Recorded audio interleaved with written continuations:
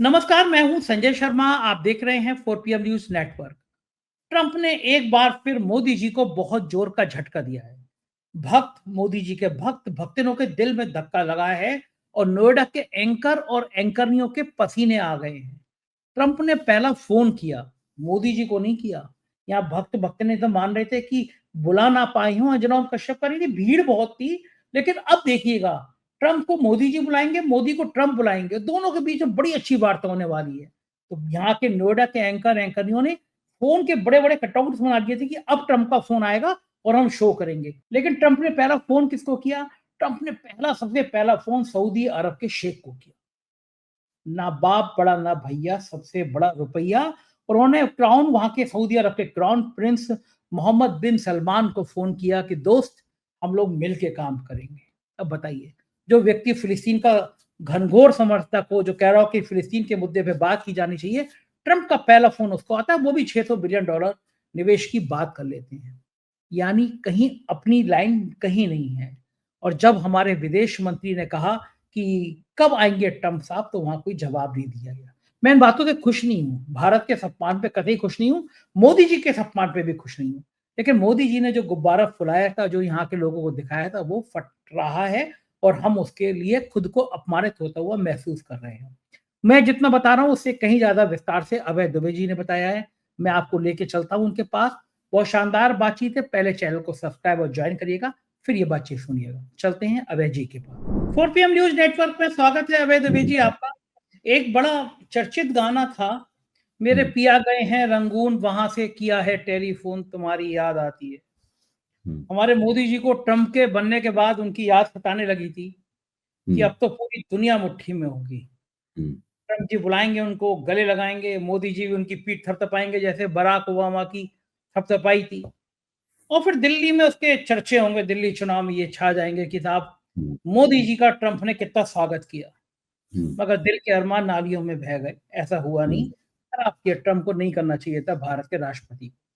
लेकिन फिर वो कई गोदी मीडिया के एंकर अंजना कश्यप कह रही थी कि वहां बड़ी भीड़ है, इसलिए इसलिए मोदी जी को नहीं बुलाया, इसके बाद मोदी जी को बुलाएंगे।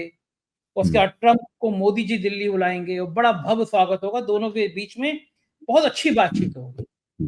और पूरी गोदी मीडिया के चैनल, मेरे के एक मित्र ने बताया कि पूरा वो फ्रेम व्रेम तैयार करके बैठे थे कि अब ट्रंप ने चलो नहीं बुलाया, इतनी चर्चा हो गई दुनिया भर में, तो ट्रंप कम से कम फोन करेंगे कि भाई मोदी जी, मुझसे गलती हो गई, चूक गया, मैंने आपको नहीं बुलाया, लेकिन हम लोग मित्र हैं।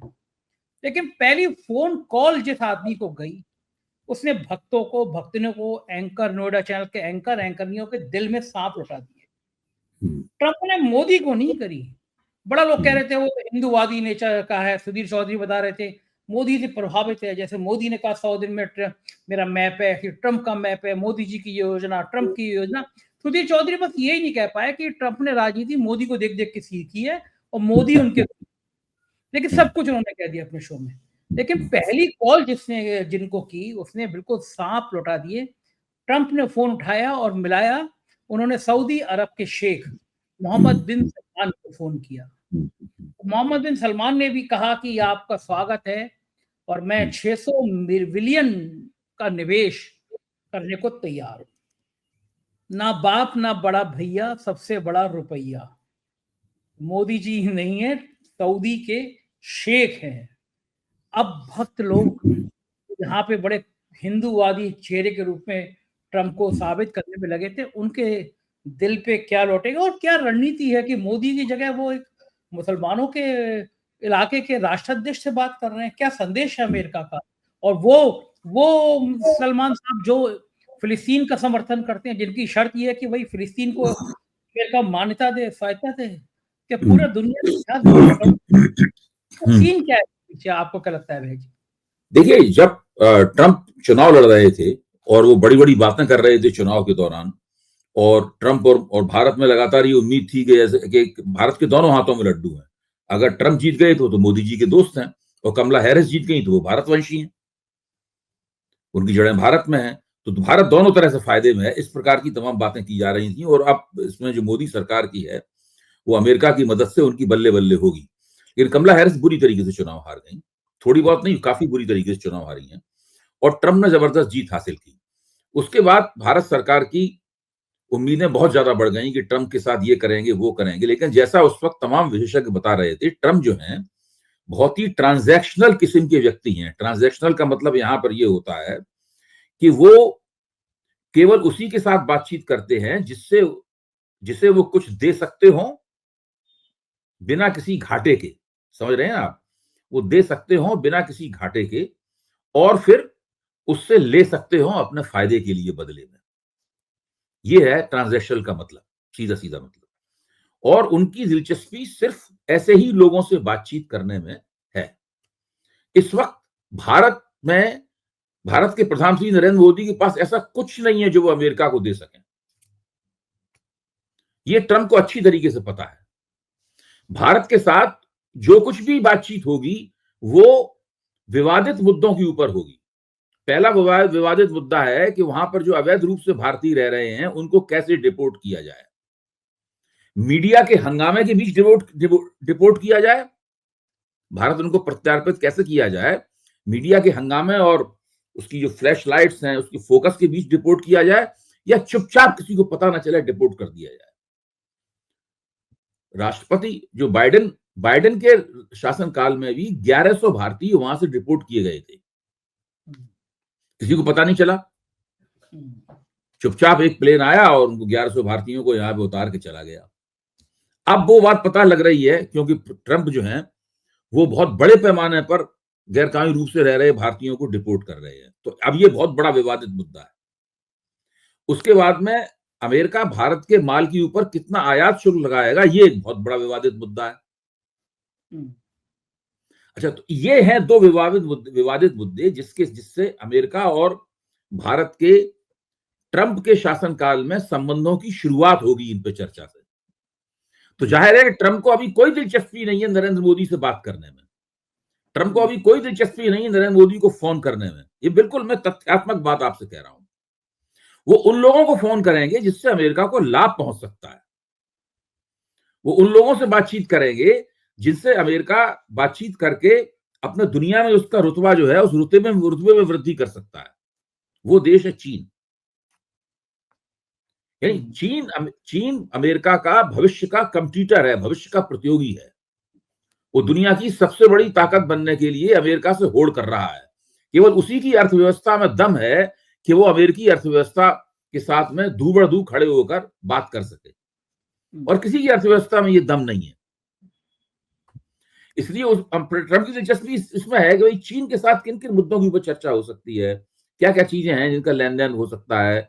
हम चीन को वो क्या कहते हैं उसको, हम टैरिफ या आयात शुल्क लगाने की धमकी देंगे तो चीन किन किन मामलों में हमें रियायत दे देगा, और चीन की रियायत से अमेरिकी अर्थव्यवस्था को फायदा होगा। भारत के पास ऐसा कुछ भी नहीं। अच्छा, अब जहां तक सऊदी अरब का सवाल है, ट्रंप को एक मुसलमान विरोधी व्यक्ति के तौर पे भी जाना जाता है, जिस बात से भारत में बीजेपी और आरएसएस वाले बड़े खुश होते हैं कि अमेरिका का ये बड़ा नेता जो है बड़ा भारी एंटी मुस्लिम है, मुसलमान विरोधी है। अच्छा, सऊदी अरब और संयुक्त अरब अमीरात के जो शेख हैं और सऊदी अरब के जो शेख हैं, उन शेखों के पास अनाप शनाप अनंत पैसा है। दूसरे, अमेरिका दुनिया में सबसे बड़ा ऑयल प्रोड्यूसर की, ऑयल तेल पैदा करने की सबसे ज्यादा क्षमता अमेरिका के पास है। दूसरे नंबर पर यही सब लोग आते हैं, सऊदी अरब और ये सब लोग आते हैं, ईरान आता है, दूसरे ये देश आते हैं, मुस्लिम देश आते हैं। तो ऐसी परिस्थिति में ट्रंप ने ये ठीक समझा कि वो सऊदी अरब के शेख को फोन करें, उनके साथ अपने संबंधों को सुदृढ़ करें और वहां से कुछ निवेश लें, और हो सके तो तेल भी लें। और अमेरिका तो तेल के मामले में आत्मनिर्भर है। अब तो उन्होंने कहा है ड्रिल बेबी ड्रिल, और खोदो और निकालो तेल। जितना वो तेल निकालेंगे, अमेरिकनों को जो तेल बेचा जाएगा वो तेल और सस्ता होगा। अभी तेल थोड़ा महंगा हो रहा है वहां पे। तो उन्होंने जो एनर्जी इमरजेंसी लगाई है ट्रंप ने पहले ही भाषण में घोषित किया कि मैंने एनर्जी इमरजेंसी लगाई। एनर्जी इमरजेंसी का क्या मतलब होता है? एनर्जी इमरजेंसी का एक तो मतलब ये होता है कि उन्होंने ईवी यानी जो बिजली की कारें हैं उनके ऊपर जो स्टेट सब्सिडी देती थी सरकार, तो यही उस सब्सिडी को बंद कर दिया है ताकि पेट्रोल और डीजल से चलने वाली कारों के उद्योग को फायदा हो। और वो कारें ज्यादा बिकें और वो ज्यादा से ज्यादा तेल निकालें ताकि अमेरिका में तेल और सस्ता हो जाए। सऊदी अरब से और मुसलमान और तेल उत्पादन करने वाले मुसलमान देशों से अच्छे संबंध करके ट्रंप तेल के मसले पे पूरी तरीके से आश्वस्त होना चाहते हैं कि यहां पर कोई दिक्कत नहीं आएगी। और इन लोगों के पास पैसा भी है, बड़े पैमाने पर पैसा है, ये लोग निवेश भी कर सकते हैं और उन्हें निवेश का उन्होंने एक आश्वासन भी उनसे ले लिया। तो मोदी जी के पास तो कुछ भी नहीं है देने के लिए। अब देखिए, विदेश मंत्री जयशंकर ने अमेरिका में उन्होंने क्या किया इसके बारे में उन्होंने एक लंबा वक्तव्य दिया है। जानकारी को ध्यान से पढ़िए, उस जानकारी को ध्यान से पढ़ने पे सारी चीजें स्पष्ट हो जाती हैं। अमेरिकी विदेश मंत्री ने, उनके काउंटर पार्ट ने उनसे ये कहा कि भाई आपके यहां जो इमिग्रेशन की जो पॉलिसीज हैं, आपके यहां से लोग जो आते हैं वो इलीगल इमिग्रेंट्स बहुत आते हैं, आपके यहां से गैर कानूनी लोग बहुत आते हैं। और हमारे पास ऐसे लोगों का बिल्कुल एकदम एक आंकड़ा है, उन्होंने आंकड़ा दिया, वो आंकड़ा आपके सामने रखता हूं। उन्होंने कहा 20,407 लोग ऐसे हैं जिनको अमेरिका ने अभी तक नवंबर 2024 तक शिनाख्त जिनकी की है, 20,407 भारतीयों की शिनाख्त की है। इसमें 17,940 भारतीय ऐसे हैं जिनके पास कोई कागज नहीं, कोई कानूनी कागज नहीं है, अमेरिका में रह रहे हैं। और 2,467 भारतीय ऐसे हैं जो अमेरिका के इन्फोर्समेंट एंड रिमूवल ऑपरेशन का जो हवालातें हैं, उन हवालातों में बंद है, डिटेंशन में बंद है वो। ट्रंप के विदेश मंत्री ने स्पष्ट रूप से जयशंकर से कहा कि इन लोगों को हम भारत भेजेंगे, प्रत्यार्पण करेंगे। जो जेलों में बंद है उनका भी, जेलों में बंद है, और जिनके पास कागजात नहीं है उनका भी, शिनाख्त उनकी भी हो चुकी है, अब वो जब चाहे तो पकड़ के भेज देंगे। अच्छा, अब जयशंकर ये चाहते हैं कि अगर वो उनको, जयशंकर उनसे ये शर्त है, जयशंकर ये तो कह ही नहीं सकते कि आप उन्हें ना भेजें भाई, किसी देश से कह सकते हैं कि आप वहां के आप रूप से लोगों को ना भेजें। जयशंकर चाहते हैं कि छोटी छोटी किश्तों में बिना किसी शोर शराबे के चुपचाप खामोशी के साथ उनको भेजा जाए ताकि खबर ना बने, पता ना चले किसी। हाँ, जिस तरह बाइडेन ने भेजा था 1100 लोगों को, उस तरीके से भेजा जाए। और उनका कहना यह है कि हम तो एक नमूना, एक नजीर बनाना चाहते हैं, हम एक नजीर बनाना चाहते हैं।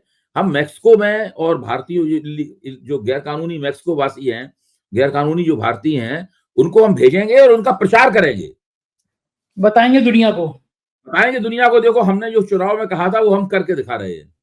वो तो शेर है ना, एक सर शेर है ना, वो आशिक का जनाजा है, जरा धूम से निकले। ये चीज जो है ना फंसी हुई है बीच में इन लोगों के। अच्छा, अभी तक दूसरे मुद्दे पे बात ही शुरू नहीं हुई है कि टैरिफ कौन से लगाएगा अमेरिका और कौन से माल पे लगाएगा। तो उनसे पूछा गया कि भाई टैरिफ वाले मामले में बताइए, उन्हें उस पर अभी बातचीत नहीं हुई है। तीसरी बात ये पूछी गई कि पतवंत सिंह पन्नू वाले मसले पे जो वहां मुकदमा चल रहा है उसके बारे में क्या है कि अभी वो मसला भी नहीं उठा। तो अभी 3 बड़े विवादास्पद मुद्दे ऐसे हैं, वो जब तक भारत और अमेरिका के बीच में हल नहीं हो जाते उस वक्त तक कोई भी नरेंद्र मोदी और उनके बीच में दोस्ताने और भाईचारे यार की महफिल तब तक नहीं सजेगी। देखो ठीक है। अच्छा, भारत को विरोध मुद्दत हुई है यार को मेहमा किए हुए, तो वो मेहमा जो है ना वो नहीं बनेगी तब तक नहीं होगा। जब ये 3 मसले निबट जाएंगे, 3 मसले ठीक हो जाएंगे। अच्छा, अब ट्रंप कहते हैं भारत टैरिफ किंग है, तो ट्रंप अमेरिका का माल या कोई भी माल बाहर से आता है उस पर भारत अपने उद्योगों को बचाने के लिए काफी टैरिफ वॉल्स यानी आयात शुल्क की दीवार खड़ी करता है, प्रोटेक्शन, जिसको हमने कल चर्चा की थी। तो ट्रंप ये चाहते हैं कि भारत अमेरिकी माल के ऊपर जो टैक्स लगाता है उस टैक्स को घटाने के लिए तैयार हो जाए बड़े पैमाने पर। मतलब टेस्ला की कार लॉन्च हो जाए, रहा है कि हम तुम्हारे ऊपर 25% ठोक देंगे, टेस्ला की कार लॉन्च हो जाए बहुत कम टैक्स। हाँ, तुम्हारे ऊपर 25% हम ठोक देंगे। तो ये इस चीज से यहाँ पे भारत में हंगामा मचा हुआ है और समझ में नहीं आ रहा है। अभी आज ही एक बड़े नीति निर्माता का एक इंटरव्यू छपा है इकोनॉमिक टाइम्स में, उसने कहा है, अभी बड़ी नीति, अश्विनी वैष्णव का इंटरव्यू छपा है, बहुत बड़ा अश्विनी वैष्णव का बड़ा इंटरव्यू छपा है, जिसमें उन्होंने कहा है कि हम वो नीतियों का ब्लूप्रिंट बना रहे हैं यानी अभी तक इन लोगों के पास, उन्होंने स्वीकार कर लिया, अभी तक इनके पास कोई नीति है नहीं कि ट्रंप की मांगों से ये कैसे निपटेंगे। और जब तक ट्रंप को ये पूरी तरह विश्वास नहीं हो जाएगा कि वो अपनी सारी मांगे भारत से मनवा सकता है, भाई अमेरिका बहुत ताकतवर देश है, कोई भारत और उसकी ताकत में, प्रभाव में कोई तुलना ही नहीं है आपस में। जब हम सारी मांगे भारत से मंगवा सकता है, उसके बाद में फिर जयशंकर ने ये कोशिश की कि उन लोगों से ये एक आश्वासन ले ले कि ट्रंप भारत यात्रा करने के लिए आएंगे। उन्होंने इस सवाल का, जयशंकर के प्रस्ताव का जवाब तक नहीं दिया उन लोगों ने। ये भी उन्होंने स्वीकार किया है कि हमने जब प्रस्ताव रखा तो अभी तक हमें उसका कोई जवाब नहीं मिला है। तो यहाँ पे सुधीर चौधरी भारत के विदेश मंत्री ऑन रिकॉर्ड कह चुके हैं, और ये बात सब अखबारों में छप चुकी है, ये कोई मैं अफवाहबाजी ये सब वो नहीं कर रहा हूं। ये तो ये है जी। ये तो वही हुआ कि सुधीर चौधरी का जो वक्तव्य है, बेगानी शादी में अब्दुल्ला दीवाना, यहाँ दूर दूर तक आने की संभावना नहीं, और अंजुम कश्यप कह रही है वेलकम होगा हमारे। देखिए इसमें बहुत भारत को ट्रंप को यहाँ बुलाने में या मोदी जी को वहां से निमंत्रण मिलने में यात्रा का काफी, एक बार जब चीजें हल हो जाएंगी तब सब कुछ होगा, तब ट्रंप भी आएंगे, मोदी भी जाएंगे, पहले भी होता रहा है, वो सब होगा। अच्छा, तो ये ऐसी स्थिति है जिसके बाद, अच्छा ये तब हो पाएगा जब मोदी के सलाहकार फटाफट सारे मसलों के संभावित हल मोदी के सामने पेश कर दें, उनसे हरी झंडी ले लें उसके ऊपर कि भाई हमें ये उनके कहने के लिए है। सही बात है। मोदी जी के पास बहुत गंभीर बातों के लिए मीटिंग करने का समय हमें नहीं होता है। बात सही है। एक विश्व परिषद हमारे प्रधानमंत्री बहुत गंभीर बातों में मीटिंग करने के लिए नहीं जाने जाते हैं, बिल्कुल ठीक बात, और उनका मन भी नहीं लगता है पेचीदा बातों में। कई बार लोगों ने बताया कि प्रधानमंत्री का मन बहुत पेचीदा किस्म की बातों में, जिनमें बहुत दिमाग खपाना पड़े, उसमें नहीं लगता है। वो चाहते हैं कि उन्हें बना बनाया जोरदार धमाकेदार प्रस्ताव मिले हर चीज पे, बुलेट ट्रेन चलाओ, इस टाइप का, मतलब क्या करना है, बुलेट ट्रेन चलाओ, इस प्रकार का धमाकेदार प्रस्ताव मिले तो उस पर उसमें उनका मन लगता है। नोटबंदी करो, इस प्रकार की बातों उनको, हाँ ये है उनका। हाँ सही बात है, धमाका होना चाहिए बड़ा बड़ा। विश्व हिंदू परिषद के एक नेता का मेरे पास फोन आया था कुछ दिन पहले, वो ट्रंप के हिंदूवादी नीति से बड़े खुश थे। बोले देखिए आप, मोदी जी ने कितना बड़ा काम किया, अबू धाबी में एक मंदिर बनवा दिया, वहां पे उन्होंने मुसलमान देशों का उसमें मंदिर बना दिया। तो मैंने कहा मोदी जी ने किया, लेकिन उसके पहले आपको उस देश के शासक के दिल कलेजा भी तो देखना चाहिए। वो एक मुस्लिम शासक है, उसको लगा कि यहाँ हिंदू मुसलमान दोनों रहते हैं, मेरे इलाके में एक हिंदू मंदिर होना चाहिए, मुझे उसकी रक्षा करनी चाहिए, बढ़िया बनाना चाहिए। मैंने कहा ये तो उसका बड़प्पन है कि उसने अबू धाबी में एक मंदिर बनाया, दुबई में, खाड़ी देशों में एक मंदिर बनाया। तो ये बड़ा दिल यहाँ के मोदी जी को भी दिखाना चाहिए ना, कि जितनी मस्जिद यहाँ पे हैं, हम भी बड़ा दिल दिखाएंगे, किसी मस्जिद को आंच नहीं पहुंचाने देंगे। हम ये नहीं करेंगे कि संभल में मस्जिद के नीचे मंदिर ढूंढते फिरें और बाकी जगह पे मस्जिद के नीचे मंदिर ढूंढते पड़े। ये बड़ा दिल मोदी जी को भी दिखाना चाहिए। और एक बड़ी बात आपको याद होगी, ये जो कान उमेरते जाते हैं खाड़ी देशों की तरफ से, तभी हड़कंप मचता है। शाहरुख खान की पिक्चर आई थी, एक बिकनी में तिरंगे रंग, एक भगवा रंग को लेकर बड़ा विवाद हो गया था, पिक्चर रिलीज नहीं होने देंगे। मुझे अभी तक याद है, असम के मुख्यमंत्री ने तो और बढ़ चढ़ के प्रति भाषण देते हैं। और ऐसे ही मेरे जानकारी के मुताबिक ऐसे ही फोन एक शेख का आया था दुबई से कि शाहरुख मेरे दोस्त। उसके बाद प्रधानमंत्री ने देर शाम को वक्तव्य दिया था कि ऐसे कौन लोग हैं जो पिक्चरों पे विवाद खड़ा कर देते हैं। और असम के मुख्यमंत्री ने ट्वीट किया था कि रात के 2:30 बजे शाहरुख खान का फोन आया मेरे पास, और मैंने इनसे कहा नहीं शाहरुख जी, बिल्कुल पिक्चर चलेगी आपकी। अब मुझे अभय जी इतनी हंसी आई कि 2:30 बजे, एक तो शाहरुख खान की ये नालायकी है, दुश्मन आएंगे 2:30 बजे, कौन फोन करता है, और फोन किया होगा तो मोबाइल तो किया नहीं होगा, नेचुरली आप सीएम के घर पे करेंगे, उनके पीएस को करेंगे। पीएस ने भी देखा रात के 2:30 बजे मुख्यमंत्री को उठाने गया वो, मतलब उसके भी कलेजे की बात है। और 2:30 बजे मुख्यमंत्री लाइन पे आ गए। और मजे की बात ये, मुख्यमंत्री अपनी बेइज्जती कराने के लिए अगले दिन खुद कह रहे हैं कि रात के 2:30 बजे फोन किया और मैं लाइन पे आया और मैंने कहा पिक्चर जारी होगी। तो बाद में क्या है कि भारत में नूपुर शर्मा ने एक बयान दिया था मोहम्मद शान के खिलाफ, आज तक नूपुर शर्मा डगर डगर घूम रही है, कुछ हुआ नहीं उनका। तो यहाँ कितनी भी बातें झोंक लें, कितनी लंबी लंबी कहानी कर लें, हकीकत ये है कि ये जो खाड़ी के देश है, ये सऊदी अरब है, दुबई, इन देशों में डर लगता है। ऐसा लगता है आपको? हमने तो अमेरिका को उदाहरण देख लिया। देखिए कुछ भाजपा समर्थक सोशल मीडिया पे एक्टिव लोगों ने, जिनके पास दिमाग नाम की कोई चीज नहीं है, उन लोगों ने ये चर्चा चलाई थी कि नूपुर शर्मा के नेतृत्व में भारतीय जनता पार्टी को दिल्ली का चुनाव लड़ना चाहिए। तो नूपुर शर्मा का नाम खूब चला कि उसे अटल अरविंद केजरीवाल के खिलाफ चुनाव में खड़ा कर देना चाहिए और नूपुर शर्मा वोट बड़े पैमाने पर औरतों के वोट मिलेंगे और भारतीय जनता पार्टी की जीत जो है वो शर्तिया पक्की हो जाएगी। तो मोदी जी तो बहुत डर है कहीं पूरा जो मध्य पूर्व के जो शेख हैं वो उनसे नाराज ना हो जाए और उनसे बड़ी मेहनत करके उन्होंने उनके साथ पुरस्कार लिए हैं। अब कुवैत का सम्मान प्राप्त किया है, अभी कुवैत का सम्मान प्राप्त करके आए, अभी नूपुर शर्मा को चुनाव में उतारना है, किरण बेदी की तरह उनको भाजपा का चेहरा बना दें, तो ये संभव नहीं है। लेकिन इस प्रकार की लंतरानियां जो हैं वो भाजपा समर्थक हाँकते रहते हैं यहाँ पे। अच्छा, अब मैं आता हूं उस बात के ऊपर जो आपने कहा। देखिए, ये जो पूरा निजाम है नरेंद्र मोदी और राष्ट्रीय स्वयंसेवक संघ द्वारा जिसका नेतृत्व किया जा रहा है तरह तरह से, इस निजाम की एक खास बात है। वो खास बात ये है कि ये बहुत ही अल्प बुद्धि वाले लोगों द्वारा चलाया जाने वाला निजाम है। उनको लगता है कि हर चीज का एक ही इलाज है कि हिंदू मुसलमान कर दो, मुसलमानों के खिलाफ घृणा फैलाओ, लोग बदले में वोट। मैं बार बार ये कहता हूं कि भाजपा को बहुत वोट मिलते हैं, लेकिन भाजपा को जो वोट मिलते हैं ये जांच की जानी चाहिए कि भाजपा को वोट इसलिए मिलते हैं कि भाजपा मुसलमानों के खिलाफ घृणा फैलाती है या किसी और वजह से भाजपा को वोट मिलते हैं। भाजपा की विरोधी पार्टियां हैं, उनकी विफलताओं के कारण भाजपा को वोट मिलते हैं। लोग, भारत के लोग आखिर तक इस पूरे भाजपा के आइडिया को एक बार उसको पूरा मौका देना चाहते हैं, इसलिए वोट मिलते हैं। भाजपा सामाजिक शक्तियों का अच्छा संतुलन बनाती है, इसलिए वोट मिलते हैं। किस लिए वोट मिलते हैं भाजपा को? या इसलिए वोट, जैसे हरियाणा चुनाव में बोला गया कि वो हिंदुत्व की भावना की वजह से भाजपा को चुनाव जीतने में मदद मिली, महाराष्ट्र में हिंदुत्व की भावना की वजह से चुनाव जीते। तो लगातार ये लोग दिखाते हैं कि हिंदुत्व के डिस्कोर्स की वजह से हम लोग चुनाव जीतते हैं, ये हमारा जो राजनीतिक रुतबा है उसकी वजह से है, इसलिए मुसलमानों के खिलाफ घृणा का प्रचार करते रहो। नरेंद्र मोदी के दिमाग में भी कहीं है कि अगर मुसलमानों के खिलाफ बोलेंगे तो कुछ ना कुछ उन्हें उनकी चुनावी समस्याओं से निकलने में मदद मिलेगी।